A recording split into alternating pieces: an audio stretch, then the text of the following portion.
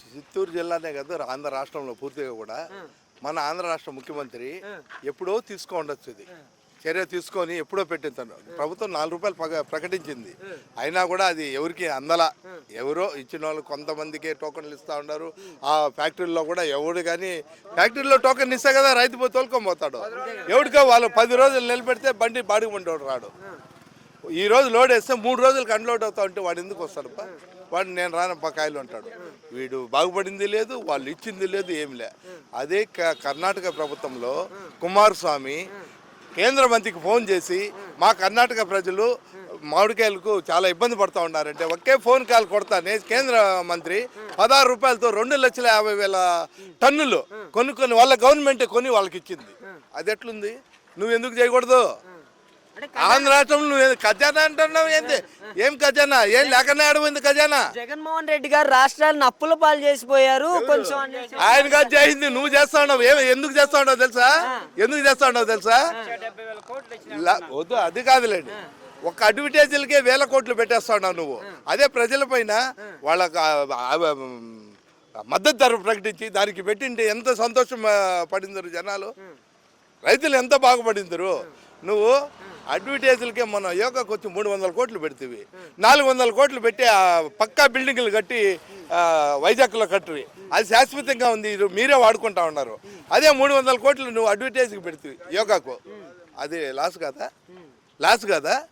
ఏదో 1 2 కోట్లు పెట్టి నువ్వు చేసుకోవచ్చు కదా. అంటే కొంచెం విజనరీ ఉన్న నాయకుడు, ఆయన సంపద సృష్టిస్తాడంట కదా. ఏంది సంపద సృష్టించేది? ఏంటంటే ప్రజలు ఊపిరి తీస్తున్నాడు, ప్రజలు రక్తం తాగుతున్నాడు అంతే. ఆయన ఏమి విజన్ని ఆయన సంపద సృష్టించలేదు, ఏం చేయలేదు. కనీసము మా సోమల మండలంలో 81 నంజంపేట పంచాయతీలో పూర్తిగా సోమల మండలంలో 3 షాపులు ఉన్నాయి. ఏవి? బ్రాందీ షాపులు. కందూరు ఒకటి, సోమల ఒకటి, పెద్దపరపల్లి ఒకటి. ఒక నంజంపేటలో బెల్ట్ షాపు, సోమల మెయిన్ షాపులు అంత జరుగుతూ ఉందంటే పబ్లిక్గా ఓపెన్ పెట్టేసి చేస్తూ ఉన్నారంటే లెక్కేసుకోవాలి. లాయల్కి ఇచ్చినారు. ఆ మెయిన్ షాప్ వచ్చి 1,50,000 జరిగితే ఇది 1,50,000 జరుగుతుంది రోజు. బెల్ట్ షాప్ జరుగుతుందంటే వాళ్ళ ఆయిల్కే, మళ్ళీ వేరే వాళ్ళు ఎవరు లేదు. కాదండి, అసలు జగన్మోహన్ రెడ్డి గారికి ఇప్పుడు ఏందండి ఇది? ఇదైతే సమంజసమేనా? కాదండి, జగన్మోహన్ రెడ్డి గారు చేసిన అరాచకాలతో పోల్చుకుంటే ఇవి తక్కువే. ఆఫ్టర్ ఆల్ పులివెందుల ఎమ్మెల్యేనే అరాచకాలు చేసుకుంటూ వెళ్ళిపోయాడు అనేసి అనిత గారు అంటున్నారు కదా. జనాల్లో ఆయన అరాచకాలు చేస్తున్నారు అంటా ఉన్నారు కదా. ఆయన అరాచకాలు చేసింటే ప్రజల్లో ఇంత సింపతి ఎట్లా వస్తుంది? ప్రజలు ఎందుకు వస్తారు? ఈరోజు మీరు చూస్తున్నారు కదా. ఉండబా ప్రజలు ఎందుకు వస్తారండి? ఇప్పుడు వాళ్ళదే గవర్నమెంట్, వాళ్ళదే రూలింగ్, ఎట్లా వస్తారండి? 1,50,000 మంది ఈరోజు వచ్చినారు. మీరే చూశారు కదా.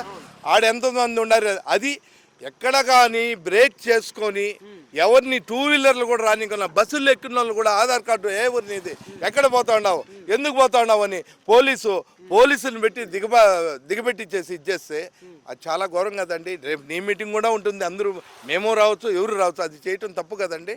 అదే అంత కంట్రోల్ చేస్తేనే 1,50,000 మంది వచ్చినారంటే ఫ్రీగా నేను వదిలింటే ఇంకా ఆయన జగన్ కూడా రాలేడు, మీటింగ్ మాట్లాడలేడు, పోలేడు. ఇప్పుడు మీరే చూశారు కదా. మేము చెప్పేది వద్దు, మీరే ఆయన అక్కడ హెలీప్యాడ్ నుండి దిగి ఇక్కడ మీటింగ్ కాడికి వచ్చాక 2 గంటల టైం పట్టింది, 2 hours పట్టింది.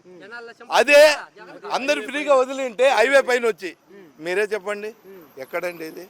అది సింపతి అనేది ప్రజల్లో వాళ్ళ ఆత్మలో వస్తుందండి. మీరు చేసిండే పెడితే స్వచ్ఛందంగా వచ్చినారు. ఆయన తినేసినాడు, పట్టేసినాడు, ముగించినాడు. తింటే జనాలకు ప్రతి ఇంటికి 1,50,000, 2 లక్షలు, 3 లక్షలు అందరికీ ప్రతి ఇంటికి ఆంధ్ర రాష్ట్రంలో ఏ ఒక్క ఇంటికి ప్రతి ఇంటికి జరిగింది, పథకం అందింది. ఇప్పుడు ఏడంతా ఉందండి? ఎక్కడంతా ఉంది? ఎన్ని పెన్షన్లు పోయినాయో, ఎన్ని రేషన్ కార్డులు పోయినాయో, ఎన్ని ఇది పోయినాయో మీరు చూసారా? వచ్చి మీరు ఎంక్వైరీ చేసుకోండి, మీకే తెలుస్తుంది.